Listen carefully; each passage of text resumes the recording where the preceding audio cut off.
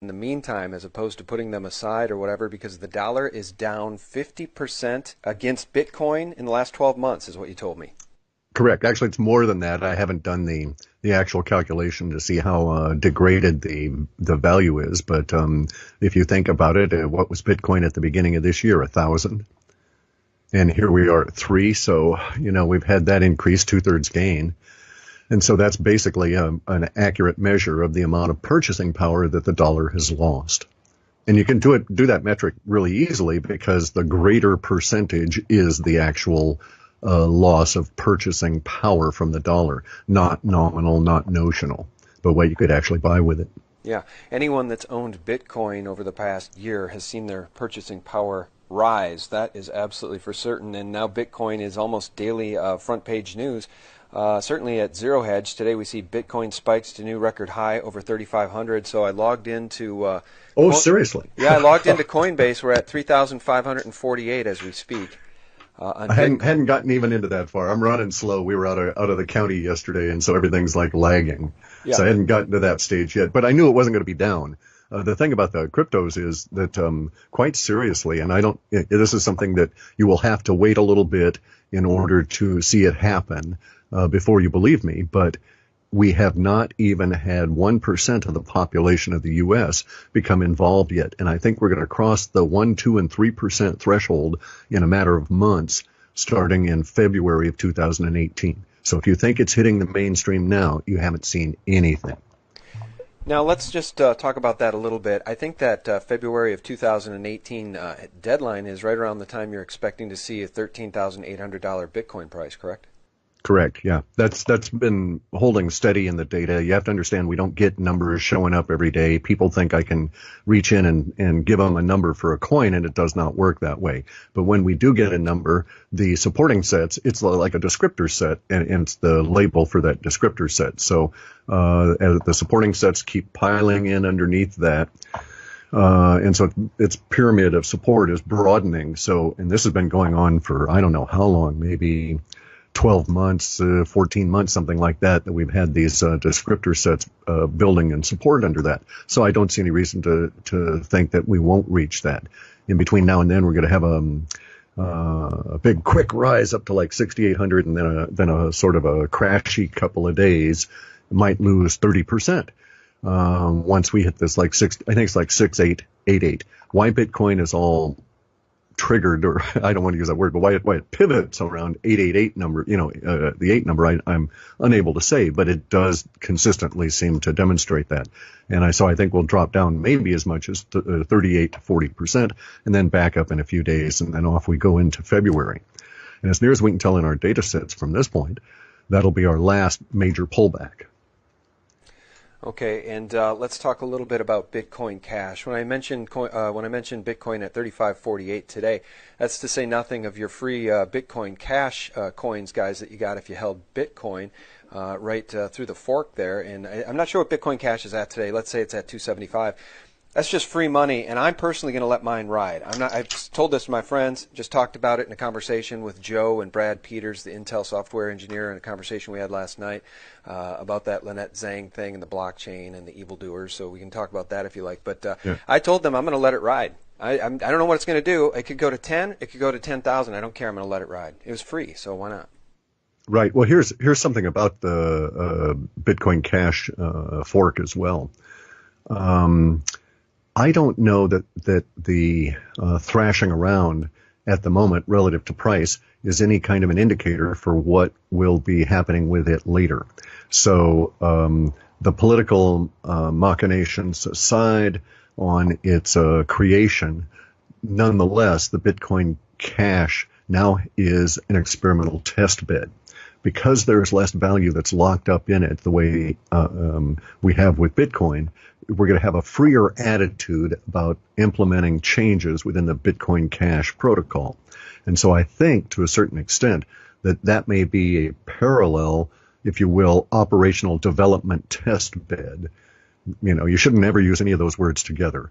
But it may end up being that, such that if they do have major improvements that they can demonstrate, speed, et cetera, then those could be because it's the same code base, quickly adopt it into Bitcoin once it's been proven that the net negative effect is essentially zero. Okay, so they've got a nice little test lab they can use. Yeah, and without much money invested in it. See, I mean, we don't have a huge amount of the market cap of cryptos locked up in it to where we're afraid to monkey with it. And that's a lot of it now. And I get that, as somebody who holds Bitcoin and holding it through the fork, I appreciate that we don't have to be concerned about a radical element within the Bitcoin community saying, let's do this, major choppy stuff on the code without understanding what we're getting into. And so I like the idea that, if we do have a good idea, let's let's let Bitcoin Cash do it and see what happens. Let's let Mikey do it, right? Yeah. Well, let's talk about Bitcoin Cash as it relates to Wall Street. Right now, the only way people could even get Bitcoin, if you're not going to buy it directly, since there's no ETFs, the Winklevoss ETF was not approved, is to get that over-the-counter vehicle called GBTC. Are you familiar with that one? Because I want to read something to you. No, I'm not. I haven't run across that yet. Okay. Well, it's just run gangbusters along with the price of Bitcoin. I believe about a year and a half ago, when Bitcoin had corrected back down to 400 or 500, right in there, you could get in on one share of GPTC for under 100. I think at $60 at one point. Today it hit 600. So that is one vehicle to own Bitcoin through, although you obviously don't hold the private keys. And I was looking at some news today. I wanted to see how they were going to handle the Bitcoin fork. And without boring you to tears with all of this stuff, they essentially are saying that the sponsor currently expects to cause the trust to liquidate any Bitcoin Cash associated with the Bitcoin held by the trust, and to cause the proceeds of such liquidation to be distributed on a pro rata basis to holders of units of the trust. It is expected that any such distribution would be made only after allowing time for evaluation of the market for Bitcoin Cash in consideration of the manner in which to liquidate such Bitcoin Cash, which may be months after the fork occurs. So they're basically saying we may or may not. If you continue right, reading, yeah, we're not sure. It says, but we what does it say here? It says the amount of any distribution will be net expenses of the sponsor and the trust, including costs associated with liquidation and distribution. And basically, they go on to say, and we may never distribute it. So I thought that was interesting. It's a little bit like Coinbase, which got themselves in quite of a rip roar over this whole thing, with lawsuits being threatened if they don't give their Bitcoin Cash to the people who did hold their Bitcoin through the fork on Coinbase. So I wonder how that'll shake out. You understand about the exchanges, of course, and the double bind that this put them into. Okay, and I'll tell you a weird rumor. All right, I heard a weird rumor that there was going to be an attempted takeover of an exchange because people that were involved with the Bitcoin Cash could foresee the situation, or they engineered it. And the rumor is indeterminate. There's no real ability for me to validate it, but it sort of made sense, because the problem is the exchanges. Say that Coinbase, let's just choose Mythical Exchange, okay? So Mythical Exchange has got 40,000 new people signing up every week even, or month. All right, well, we can expect that those 40,000 people, they'll probably try and instantly on Exchange, Mythical Exchange here, they'll try and buy something. The odds are that because they're noobs, they're going to try and buy a Bitcoin or an Ethereum because they're scared of everything else. We're just speculating here. But the net result is that out of this is that Mythical Exchange should be able to make a projection and say, well, look, we're going to need to be able to service and supply these 40,000 people, and we'll just concentrate on Bitcoin, and say that among the 40,000 people coming in, they each got a quarter. Okay, so they got to buy 10,000 Bitcoins a month to supply this demand. And the fact of the matter is, these exchanges, their profit margins, if you will, are met by maintaining a pool. So when you buy Bitcoin on the exchange, they say, okay, we sold it to you. And it's not actually until you take the Bitcoin and take it and put it in your own personal wallet on your PC that an actual Bitcoin transaction happens. Because the exchange has got an algorithm that says, look, 9% of these people are never going to move it. Another 11% might move it, so we've got 20% to play with. So we don't even have to buy 100% of the Bitcoin. We only need to have 80%. And then we can use the rest of the money that's being spent on the Bitcoin as our float to cover our operational expenses. Sort of makes sense? Yeah, it's a little bit it's fractional reserve Bitcoin. Yeah, it is. Fundamentally, it's fractional reserve all coins. Okay. It's fundamental fractional reserve all coins. Unless they're going to charge you a straight up fee of X amount for doing the conversion and make the calculations on how much it actually costs them in terms of time, energy, and everything. Bear in mind, when you buy on Mythical Exchange, you get your Bitcoin nearly instantly, but the actual settlement on the Bitcoin network might take 3 hours if they actually purchased one for you. And so they're sort of floating it to you anyway. Under the circumstances, they got caught in a real bind. Because say that we're just talking with 40,000 people and they only had enough actual Bitcoins purchased, they only had 80%.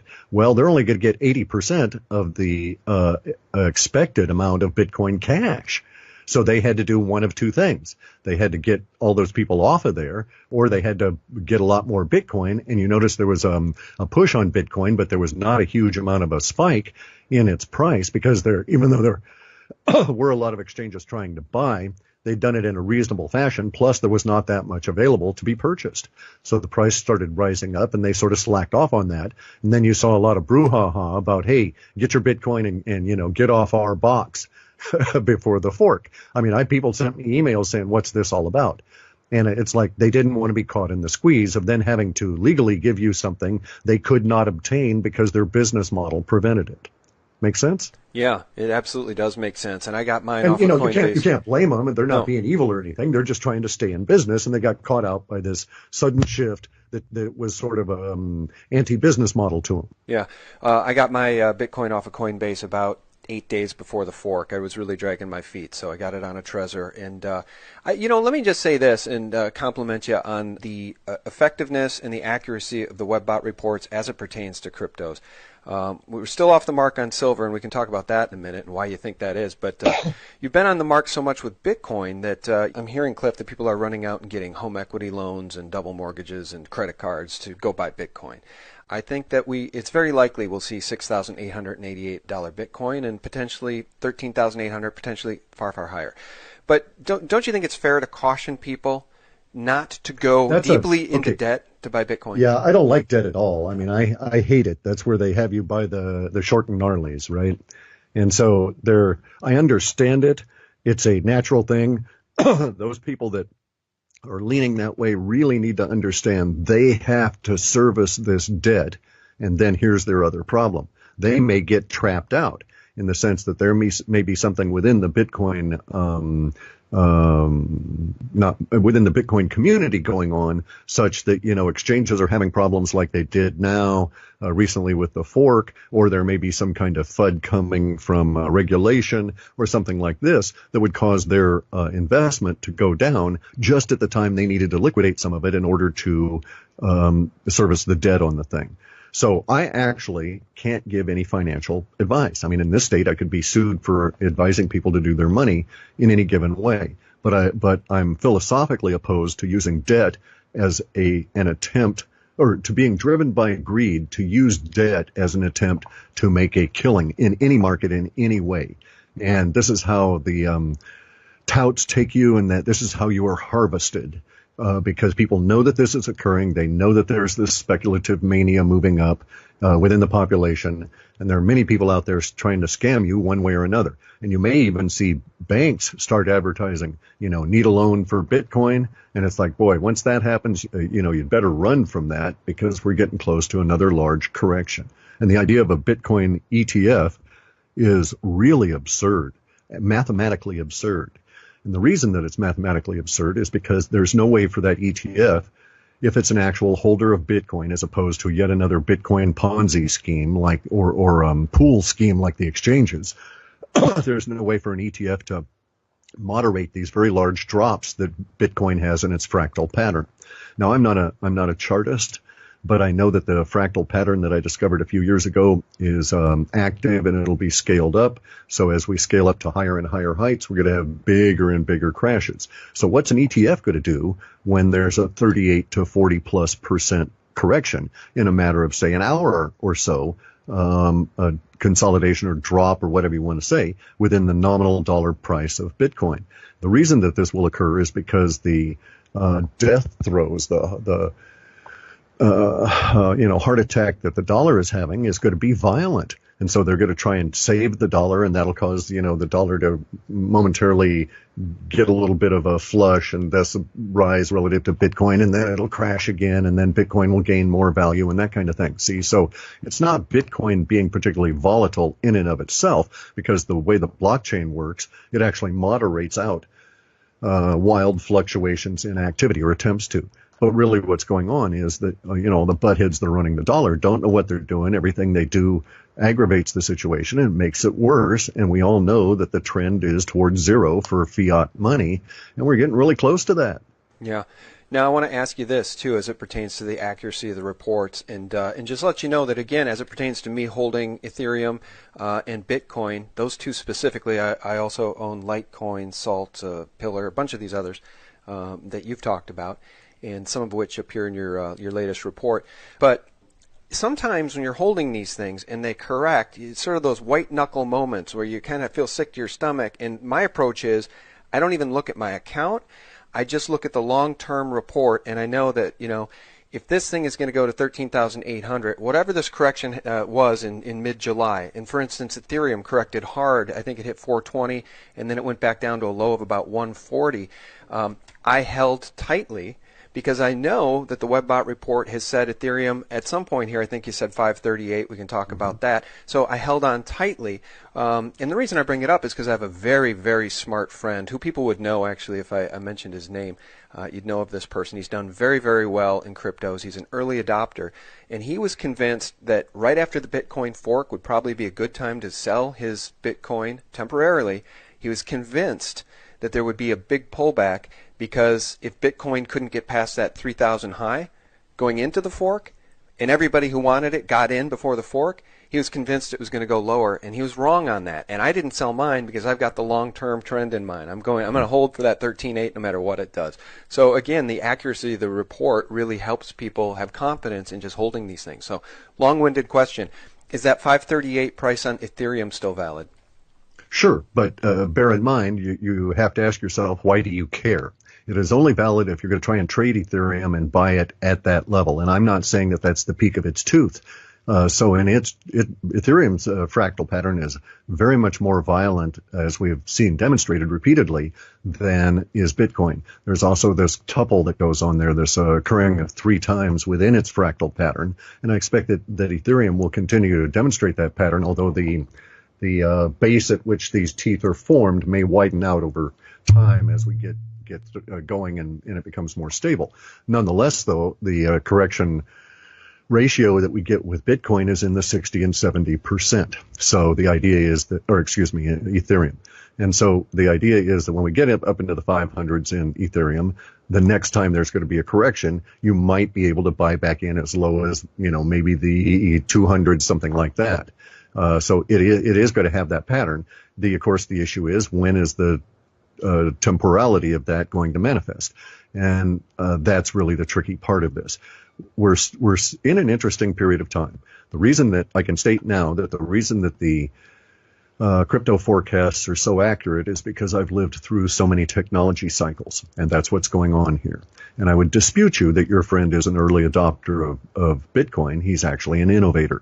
I would actually dispute anybody that says we're out of the innovator stage, because I don't see any of the early adopter language. Bear in mind, I've been involved in the technology intrusion into populations in large scales. So, for instance, I've been involved in giant networks being set up for major corporations that would have 100,000 or more employees. So that's a cultural center. And you have to, as the person that's in charge of not only setting up all of the equipment, but introducing it in a smooth way into the culture and providing all the training that these people need, then you have to get to the point where you recognize the flow, and you as one of those individuals, I would actually look for the innovators in the early stages of the process and bring them in to be the cadre within that organization that then trained the early adopters. And then we would cross the chasm. The early adopters would get in there, they'd be happy with it. The innovators are always pumped up about it, but the early adopters are happy. And then there's this period where it's just sort of flat, and then it goes mainstream. Okay, we're nowhere near that. We're just about ready in February, by the way I reckon these things linguistically, to take the step from innovator into the larger crowd that is the early adopters. So we're about from 3%, or going from 1% to 3% on this. And at that stage, it's once we reach 3%, we'll never go back. It's going to continue going and continue going. Once we reach 10% of the population, then we'll all be involved for the next few decades, converting everything over, just as all of us became involved, even peripherally, as end users in the mass digitization of all the documents of government and folding all of that onto the internet. So, I mean, we all participated in it at some level. I was actually part of projects where we, ran millions of documents through scanners and OCR and all of these scripts to extract all the information and that kind of thing. But everybody at some level was alive, that's alive now, was in the process of that. And so we're in that now. We're in the process of our entire human society eating the concept of money by software. Software is becoming money. Our digital infrastructure is broadening out into not only things on the internet, but the abstractions that humans use to pass energy and relationships between each other. And one of those major ones is currency. So we've all known, at least a lot of us that have thought about this and have discussed it, that software at some time was going to come and eat the world of money. And a lot of people said, digitized stock market and so on. And I said, no, there had to be something else. It had to be broader than that. That's why I was looking for something like Bitcoin without knowing what it was way back in 2005. And so when the white paper came out, it was, the lightning moment. And there you go. Here it is. Software is going to eat money. And man, it's progressing very fast. We're about to cross into that, as I say, from the 1% threshold into that group that will ultimately yield us into the 3%. Those are our early adopters. I'm seeing the very beginning of that language being forecast for February. It should become visible to anybody that's paying attention by about May. And so I have no idea at this stage, because I don't have any numbers being offered, as to what Bitcoin and Ethereum might be at May of next year. But we won't be talking the kinds of digits that we are now. Okay. And just two more questions in order to be respectful of your time here. And the first question here is one that, it's the type of question you got to ask because you don't want to ask it. I don't want to open up this whole Lynette Zhang AC chain can of worms thing again, because you were actually kind enough, you're such a gentleman, you're like, emailed me last night saying, just a heads up, I don't agree with Lynette Zhang's position on this, but if you want to talk about it, we can. I feel like she's kind of been put through the ringer enough. And I did have a really nice conversation last night with Joe and Brad Peters. But let me ask you just in terms of the big picture. Knowing that I think JP Morgan or Goldman Sachs or both have now patented some blockchain technologies or something that they're working on, knowing that the banks have done nothing but evil to humanity for a very long time, do you think it isn't within the realm of possibility that the Bank for International Settlements and or the IMF could be trying to implement or hatch a plan to... No, sorry. No blockchain that's to ensnare humanity? Shit, guys, sorry. You have to understand the mindset of the people you're dealing with up there. These are not technical thinkers. They don't look for technical solutions. Technology scares them because it distributes power. The last thing they would do is involve any form of technology and any access to any coin that they wanted to use to dominate. They're not going to allow you to get at it. Their mindset is entirely different. Plus the stuff that Lynette's been given, she does not understand, and I think she's being played. I say that because I saw briefly some of the video with no sound, and I saw some images coming up that she had presented, and I could not find them in the original Chinese video. So I think someone dubbed in some things to make her think that it's a little bit more sinister than it is. However, that aside, if my old eyes simply missed those two elements I was looking for, still, the super nodes, the description, all of this is just a pie in the sky by a Chinese company that wants to try and out-dominate the banks. And they have no connection whatsoever to officialdom in any way that I can find. I was very upset personally with only the characterization, okay? That she didn't understand the information is neither here nor there. What I found to be somewhat... dodgy in terms of the vibration it's putting out into the community is the characterization of this company in China as being mysterious. No, there's no mystery there. You can find anything you want about them. They're not trying to hide anything. And the code segment that you presented that your friend from Intel popped up, that was filling an array with some values. I can write a coin and tie it to the SDR and it's meaningless, just as their coin is meaningless. And you'll note that there's nothing in their code that says go out and find the relative value of the SDR based on the formulas given by the IMF on these currencies. All it does with that little code snippet is fill an array for a display so that you would know what an SDR is based on. This ratio or these fiat currencies, and it doesn't even give you the appropriate ratio. And those are all multipliers anyway. And the SDR is not a traded commodity in that sense. So yes, I agree with you. The guys at the top are a bunch of evil bastards, and we got to watch out for them. And they're sneaky, and they're trying all kinds of stuff. But their approach is infiltration, not competition. And no, they don't, if you can't beat them, join them. They don't buy into that kind of a philosophy. These people have a much more twisted mentality. So under the circumstances, it's FUD. It's fear, uncertainty, and doubt. It's being spread. The Chinese coin, AC coin, is just like if I decided I was going to take on the banks, I might try and do a digitize everything coin as well. And I would put it on those kind of structures. The idea of the supernode is really anti blockchain, and it tells you right off the bat that these people are basically scamming because they're going to run a centralized system, and they're claiming a connection to the SDR that they're not authorized to make, but the IMF and these people could not stop them if they tried. Anybody can make a claim that their coin is going to be hooked to the SDR somehow. So it's a little goofy. Fiat is dying. The elite are trying to get control of things, but more than that, they've got issues because the elite themselves are fleeing into crypto with their own wealth, and they're not trying to create their own crypto. And except in a couple of instances, I know of bankers that said, "Oh well, let's go, do this scheme and harvest a bunch of money here."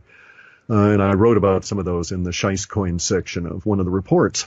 But beyond that, no, Lynette Zhang is a metals dealer. She has an alarmist tone in terms of how she presents this material. Yes, the New World Order is a bunch of mean bastards that we've got to be careful of. But no, they're not going to eat everything with their software coin and tie up your property and all of this sort of deal. So her presentation is, she's not the person to be judging cryptos, and the material that was presented to her, I believe, was done. That was it. It was presented to her. I don't think she ferreted it out. I don't think, because obviously she didn't do even a cursory examination on the AC Coin company itself. There's no mystery there at all. Okay. Well, the one thing I would say, just to push back a little bit as far as the elite go and using technology to ensnare and enslave, is this whole 5G Internet of Everything thing where they want to chip, literally billions of chips. They want to chip everything, every product, every living creature, and they want to track and trace everything. So that was one of the things. Well, that's not okay, but hang on a second. Let's examine this from a very realistic technical perspective.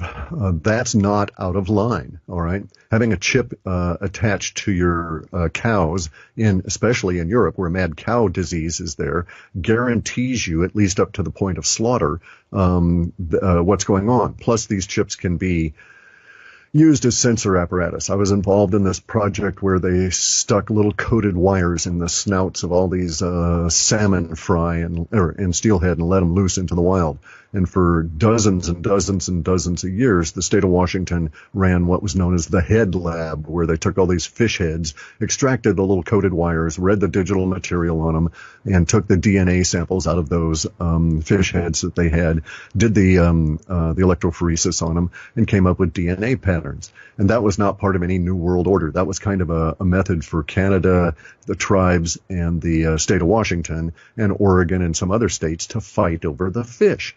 And so there are natural needs for us to understand what is going on at a complex level as a complex humanity, as a complex human society. With or without the New World Order, we're going to need to do stuff like this just to be able to effectively manage our resources. And here's the thing. Say that there's a giant natural disaster. Wouldn't it be handy to have a computer somewhere that said, well, look, in the region that was just affected, we have X, Y, Z in the way of resources that have been wasted.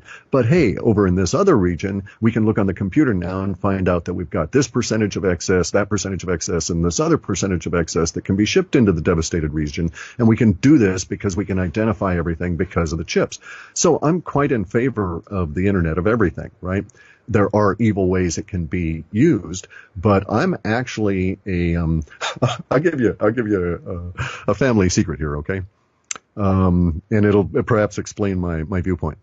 My people are pirates, okay? Actually, pirates of the Caribbean. My mother's family traces its roots back through the Azores, back through the Caribbean, back through the Azores to the expulsion of the Templars in France, their hiding out in Portugal, their flight to the Azores, and then being kicked out of the Azores and taking up residency in the Caribbean as pirates. So I've got pirates in my background, as well as horse thieves. And so I count on the fact that there's this DNA out there that affects people like myself that says, I'm going to game your damn system. So let the New World Order move in mass into the technological world, because you've got a lot of raspy old farts out there and young guys like that are all like myself that have the attitude is, all it takes is a decent PC or a smartphone and some smarts, and I've got you. I mean, if you've ever messed around with the deep web, you could probably get millions of people out of there to decide that, under these circumstances, I think I'll join the collective fight. And some of these people are extremely talented. So I'm not that worried about them moving into technology. If the idea of putting a chip in me, no, that's not going to happen. Okay. And if they were to put a chip into me, well, they're very easily defeated with a small, short burst of microwave radiation that's targeted, and you can even find how to make these devices online. Okay, that was what I was going to ask you as a Christian. I wanted to know where you stood on chipping people, because I believe that's also okay. I'm not a Christian. I didn't ask. No, I am a Christian. So. Oh, okay. That's okay. what. Sorry. So I wanted to get your thought on, do you draw the line at chipping people? Because they'd like, and correct, you just made correct. it clear. Yeah. Okay. And let's just finish out the call then and talk about something that you and Lynette Zhang do agree on, and that's $600 silver. Why do you suppose the WebBot reports, the WebBot data has not been accurate as it pertains to the price moves of silver and gold? Well, because it's manipulated at a level that I had not anticipated. But here's another issue. Okay. I was talking with some kids and a couple of scientists about this. The accuracy rate of the data sets it has to be looked at in two different ways. Sometimes the accuracy rate is really phenomenal and the timing is really phenomenal. One of the example is blondes on boats. The amount of language that actually manifested as the Costa Concordia crashed, and I said all this language would occur 5 months ahead of the ship actually running aground, and it was a spectacular hit. And there's been maybe 24 of them over the past few decades where it was really huge amount of connection on the language, and it was precise on the timing. Now, there have been a lot where the language shows up, but the timing is just really wonky on it, and we might be a year off, and all of a sudden everything plays out just like it was described. And I think that's what's going on with silver. And I think what's going on with that is that there's been a huge amount of emotional, suppressed emotional reaction to silver. And that's what's building up. That's what gives us the language. Around the $600 silver mark may be, and this is my personal fear, may be something so catastrophic for the fiat-based economic system that's why the $600 information came all the way back to 2002. So in other words, there's going to be such a huge emotional outcry as fiat collapses and silver is suddenly $600 an ounce on its way to, infinity.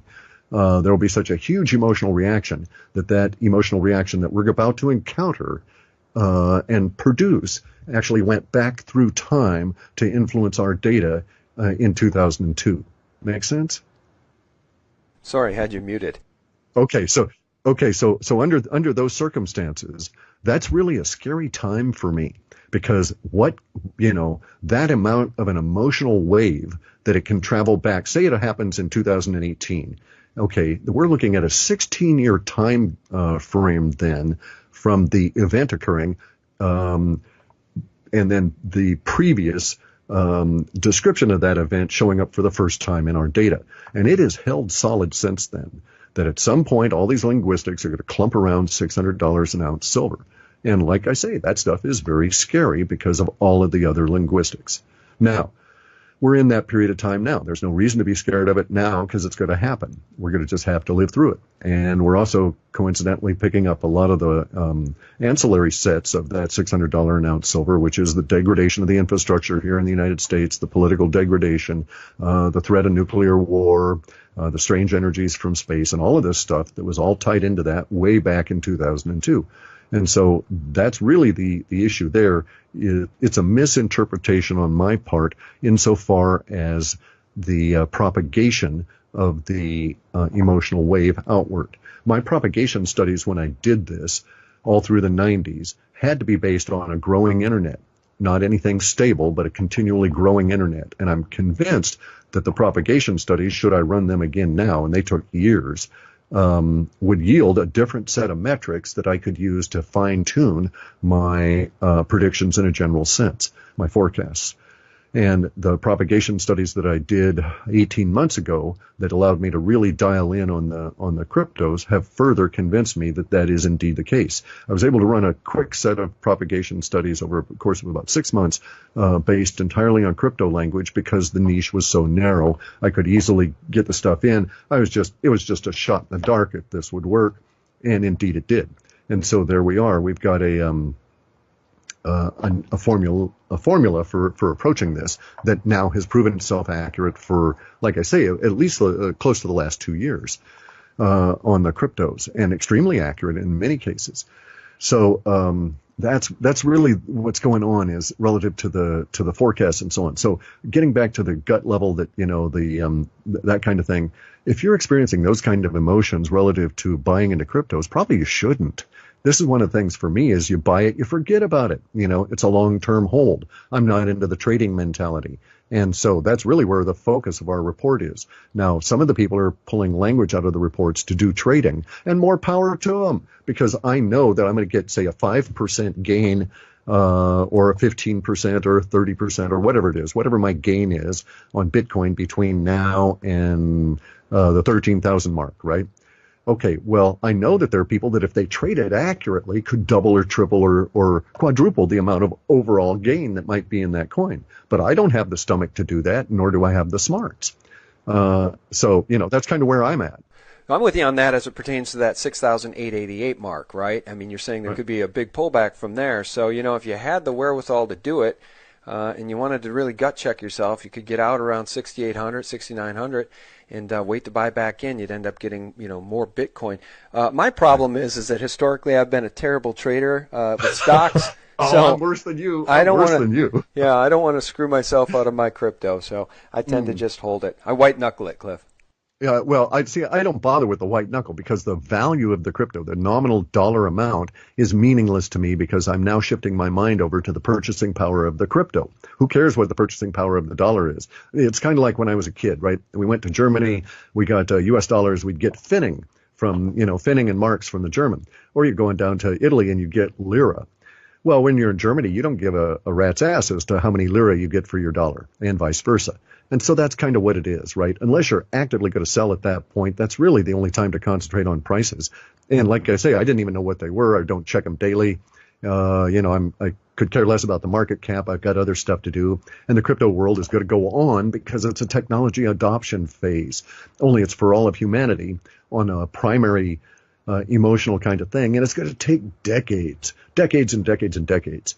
So this is like way early days, and the fact that you're discussing this now is one of these like generational myth things, right? When you talk to your grandkids or great grandkids, you can say, well, back in the day, I was there when Bitcoin was born, and and here Bitcoin is at that time might be $1 million each, something like that. But you won't care because it'll be actually purchasing power, and you may not even measure it in the dollar because who will care about the dollar at that stage?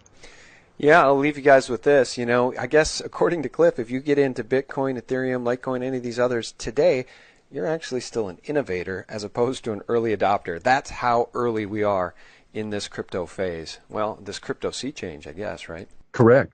Well, the death of the old system, and we're birthing a new one here. Yeah. And that's why we've got all these birth pains, guys. That's why we've got the FUD, and that's why the system can